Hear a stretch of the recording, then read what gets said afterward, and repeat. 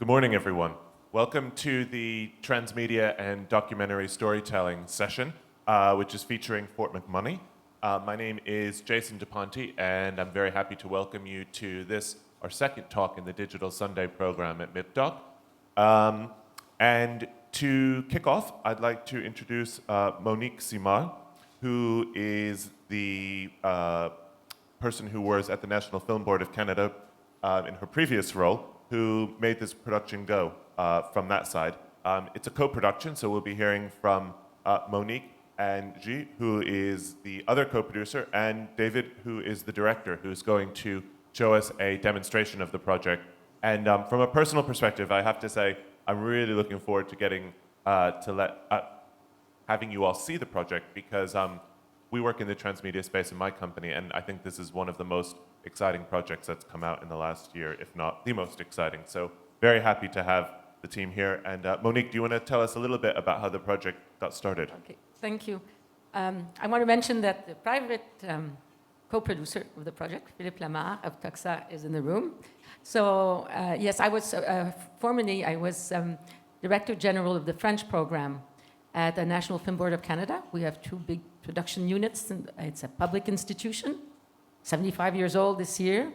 And 5 or 6 years ago, we were mandated to open interactive production studios on the English and French side, which was very, very exciting to do because the genre was just starting at that point.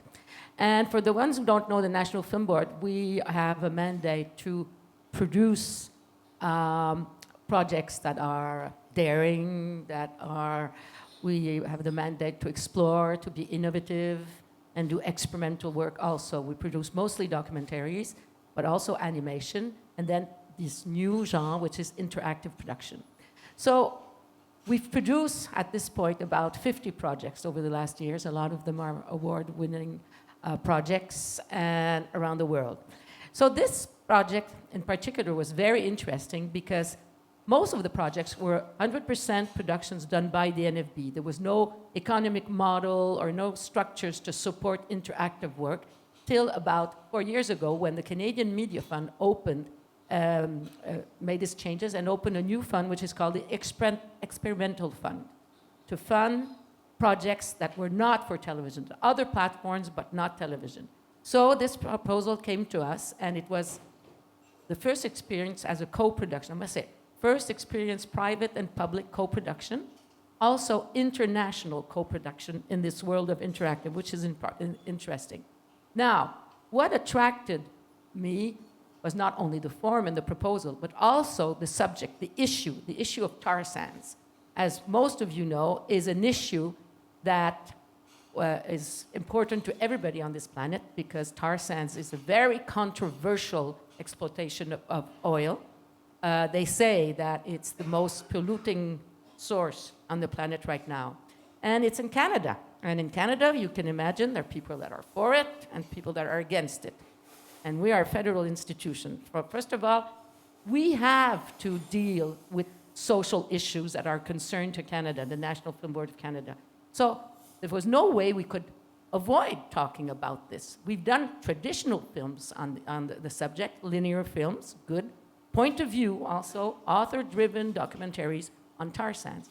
But what this project was interesting was that not only would we target that issue again, but we would target it in a format, such a different, original perspective, that was really what made it exciting for me to do. Of course, there was a risk there, and we had to calculate the risk. We are totally public funding, so we have to make sure that what we do is we won't be attacked for it by parliamentary members of the parliament, or people say, what are you doing with, tax money is paid, money, producing these kinds of things. But as we always are very careful to do it in a way that we will not be attacked, that it will not be totally biased on one side. And when you'll see the project, you will see how balanced it is. But then again, it gives you another perspective so you can look at it in another perspective. So, and what was also very interesting was not only the model of working with wonderful private independent company, which is Toxa, working with our friends with ARTE, which we've had an agreement for 5 years now to co-produce interactive work.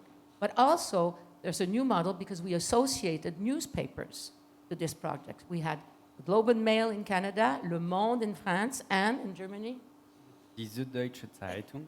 I can never pronounce it. So then again, we extended the partnership for this project, so in an interesting new way. So, and all, if you look at the numbers, and we'll come back with the numbers, it's been not only a critically acclaimed project, but also very much appreciated by the users. Okay, great. So, David, would you Yes. like to tell us about the project and show us the project? Yes. Okay. So let's do it. Great, Okay. let's see. So the idea was to merge, how can I say that? Video games mechanism, imperatives from journalism, and documentary point of view. I came to Toxa office in Montreal and I said, let's do a SimCity for real. They say yes.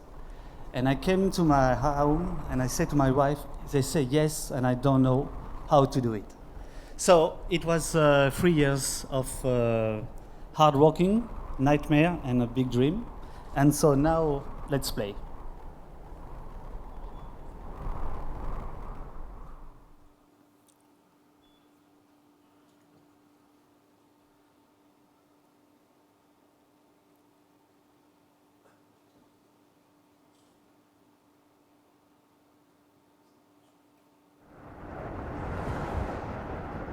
You have reached the end of the road, at the world's edge.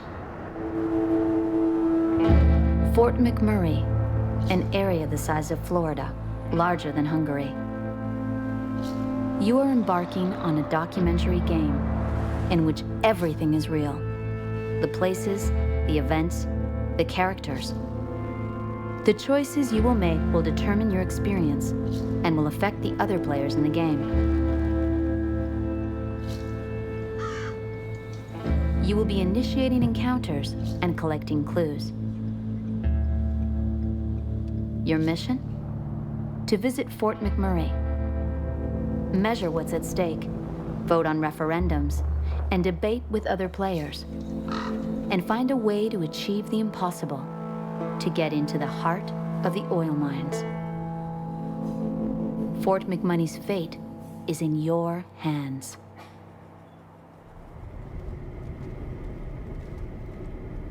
So we play live. It's online.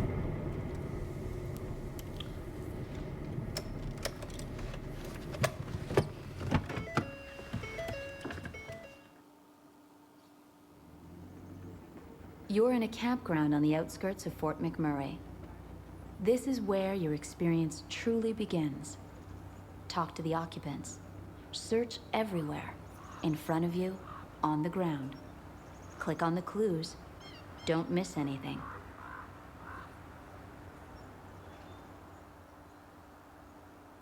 C'est comme si on était finalement des itinérants qui se déplaçaient vers l'or.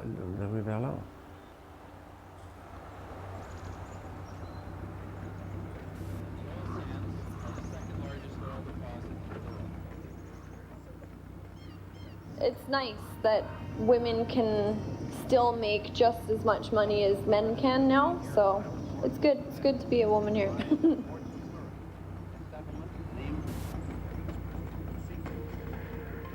We have not yet seen a cumulative environmental assessment.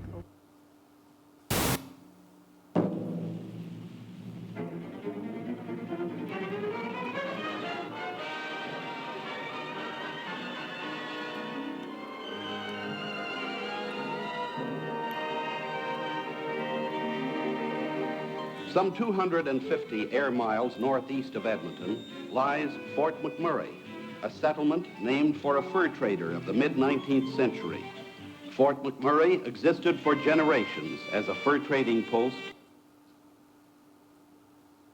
An ocean of oil-soaked sand lies under the muskeg of northern Alberta, my home province.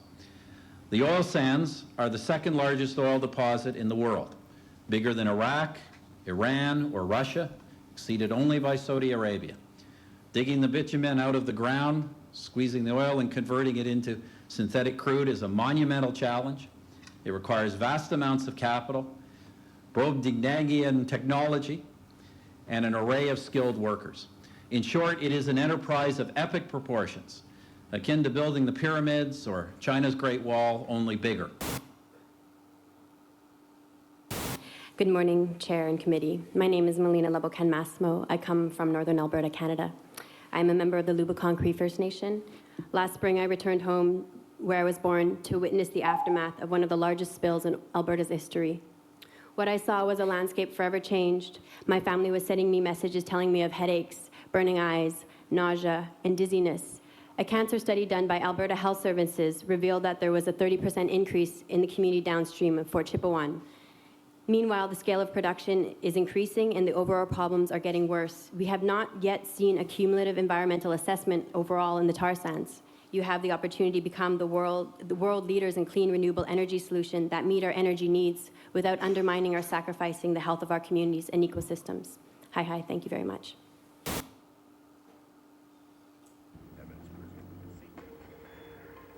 have not yet seen a cumulative environmental assessment overall in the tar sands. This manual will help you understand your role in this documentary game. Don't hesitate to refer to it.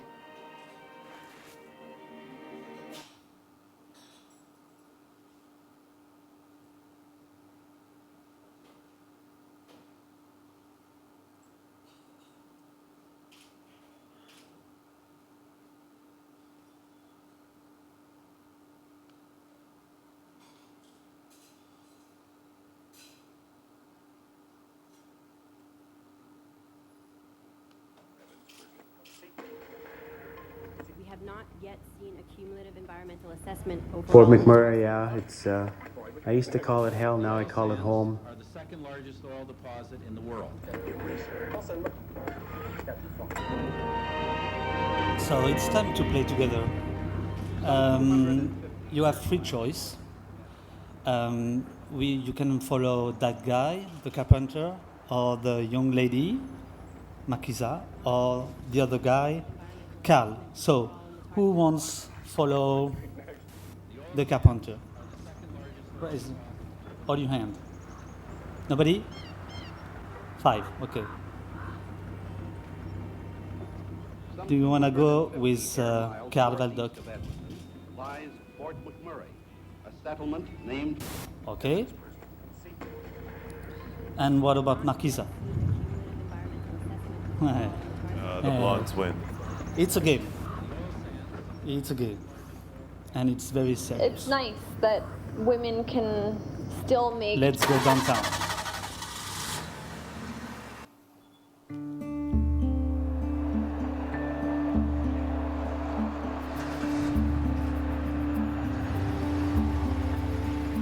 Santa Claus is coming to town. The Legacy Dodge Santa Claus Parade is this Saturday night. St. Nick will make... Fort McMurray is supposed to be the #1 place to make money in North America.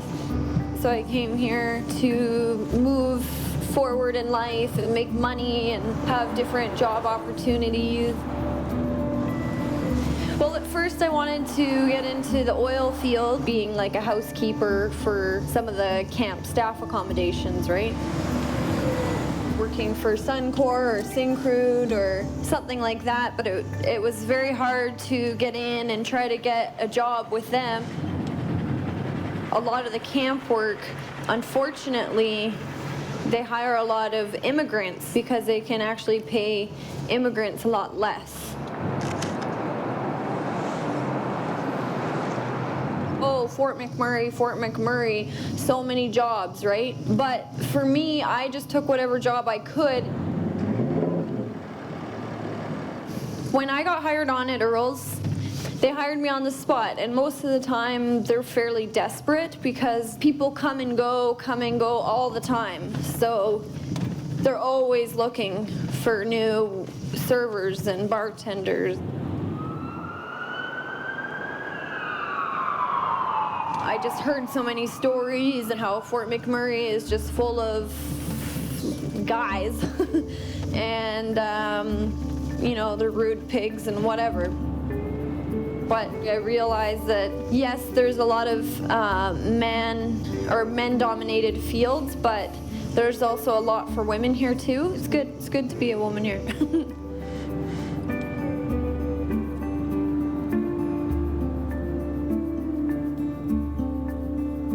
I don't like the fact that Fort McMurray is 5 hours from Edmonton. It's on a very, very crazy highway. So I think a lot of people kind of feel like they're stuck here.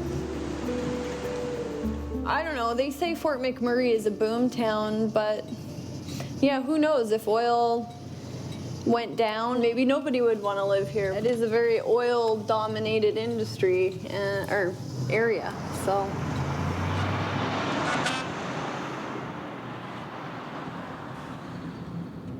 Marquisa has told you everything and is offering to drop you at City Hall. She has to go to work. The town is all yours. Explore it, control it.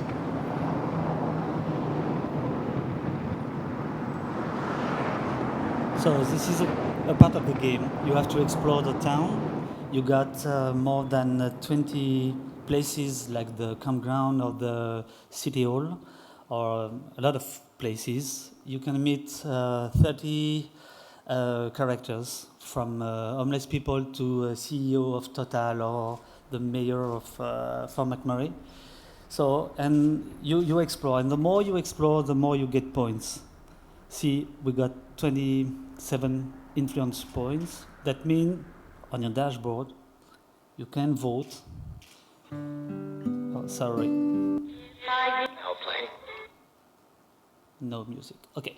And so you got each Sunday, you got one referendum and some surveys, and you can vote with your points, and you can change the city. For example, this is a virtual city of the real city. Each player votes, and each player change the city. And at the very beginning of the game, this reality is the same than the virtuality. And you vote, and you change the town.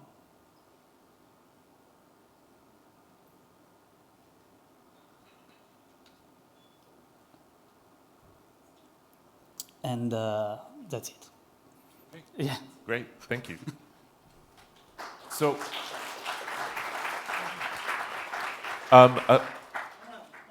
okay. I'm just wondering what's coming out of the tube. Oil sand? Okay. I wanted to ask you a couple of questions about the creative process really quickly, having just seen that for everyone. You mentioned the desire to make something that was Sims-like. What was it about this story and that format that made you feel like they would fit well together and that you wanted to do that? When I came to Canada, the NFB told me it's a great subject, but you know there is a problem in Canada. It's called green fatigue. Do you know green what? Yep. Yeah. And so I say People know what green fatigue is? Give us a little nod. Okay, explain. It means that people are not very interested by environmental subject, film and documentaries. And I say, let's do a game. The game is a tool to learn. The game is a tool to debate. That's the reason we did a game, you know. And a lot of people came for the game, and they stay for the subject. And a lot of people vote, and a lot of people debate all over the world about the oceans. And maybe if we did a classical movie, it doesn't work like this, okay? And it's very important to change the stories, to use the web tools to change storytelling. We can do that now. It's so interesting. And so are you seeing that in the numbers that people are staying with the story, staying with the film, longer than they would have with a linear film? Are you seeing more debate? Because we saw a lot of debate into the documentary. That's the key. You can watch the story and you can debate inside the program, you know. Okay, great. Now, as we heard from Monique at the beginning, this has been a co-production, both public, private, and international. And so, Gilles, do you want to tell us a little bit about ARTE's involvement?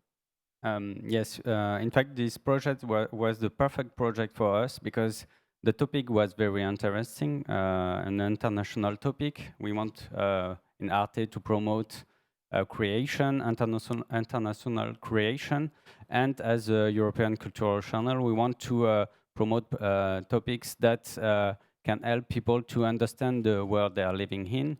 So the topic was very important for us, and it fits with our strategy, because our strategy in the web unit of ARTE is to promote interactive production and interactive creation.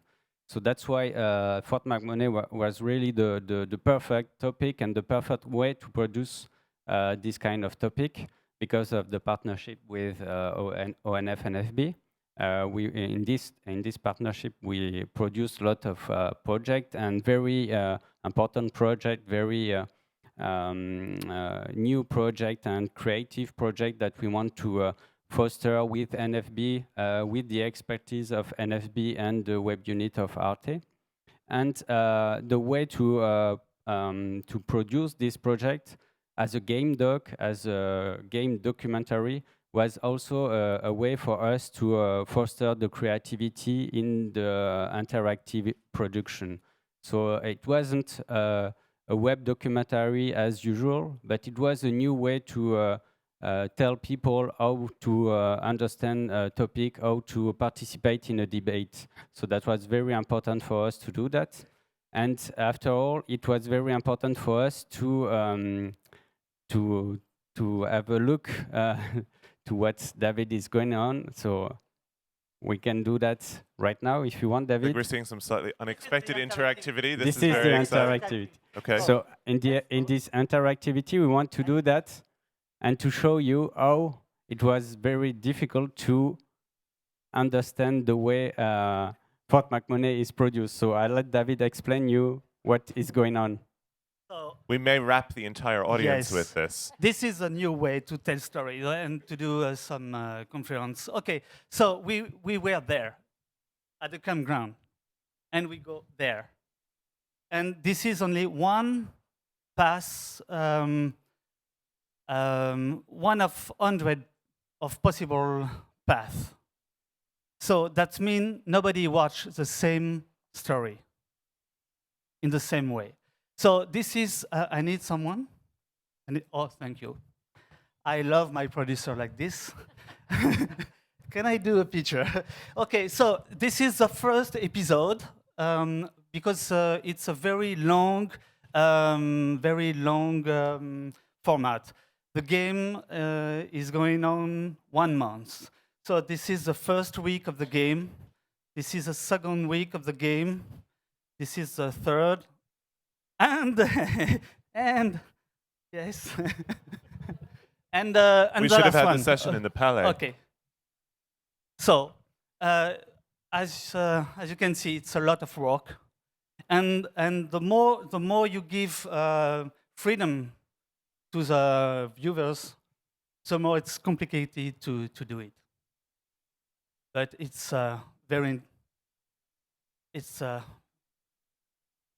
it's a new way. So in terms of your creative process, other than creating possibly the largest single document ever to be shown at MIP, how long did it take you to write this project and to then create it and bring it to life? Okay, we did 60 days of shootings in town, and I changed my script 77 times. And maybe we got a picture. No. Yes, you film and you change the story all the time, yep. And he's very happy. You call him, you say, oh, no, we are going to change everything. He said, I need some more shooting days. Yes. A producer's nightmares. Yeah. Yes, absolutely. Exactly. So, but that was my question. I mean, for the producers in the audience here, what are they getting themselves into if they want to try and take on a production of this scale?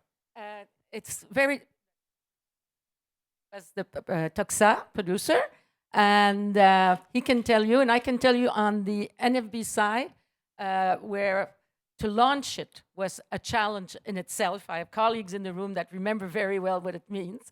But Well, I think you all heard our Prime Minister, Stephen Harper, describe the tar sands project as being like bigger than the pyramids. I think this project is pretty much the same. It's of epic proportions, and David is a crazy guy who works like 23 hours a day. Thank you. So no, but it's really it's an R&D project in itself. We're inventing a new way to tell a story, and that's the whole pleasure of it is really to invent something new and to come up with a new way to tell a story, and that's what got us on board. That's what got us excited when we met David the first day, and he told us about doing a documentary SimCity game. And also technology-wise, there were things that we didn't know in advance. So it was much more challenging than we thought at first. So we had to put a lot of more time and effort.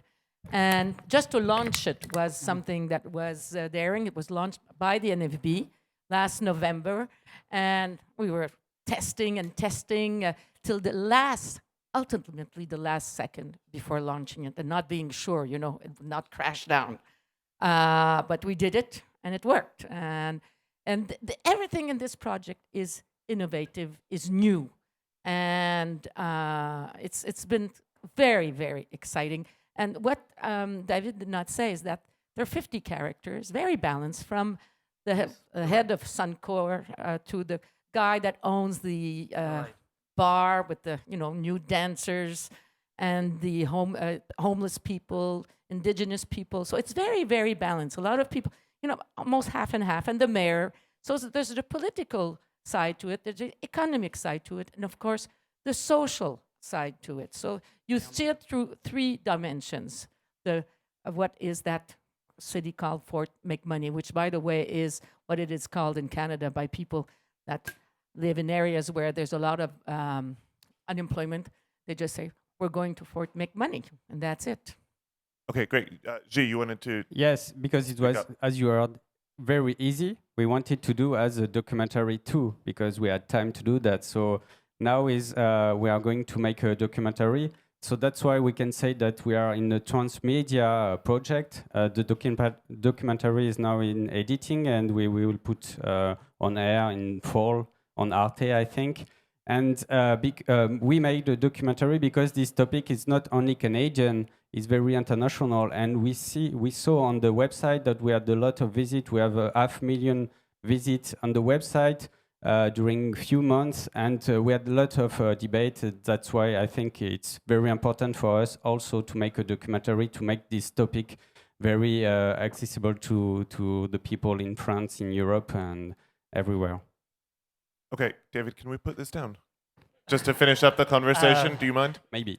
Okay. Okay, so we've been hearing about the innovation, and I guess that starts with the way that you put the financing partnership together at the beginning, through to the story writing, through to the innovative technology, etc.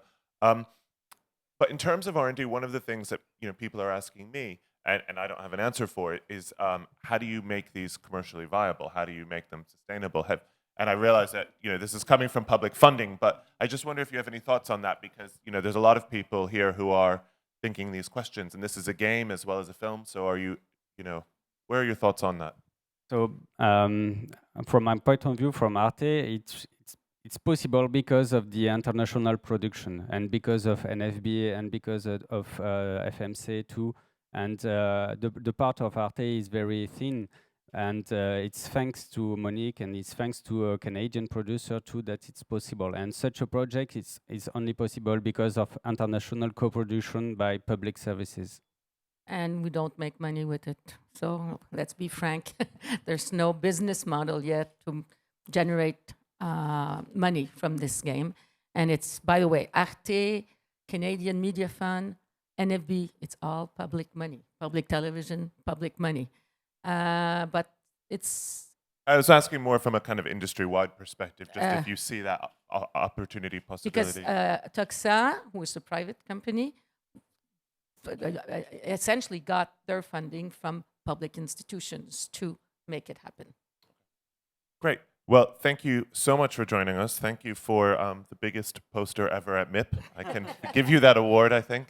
And thank you for joining us. And I hope you'll stick around for the next session, which is the meeting with the commissioning editors from France, and join us for our next Digital Sunday session later on, where we'll be talking about VOD deal making at 10:50. Thanks again for joining us. Thank you.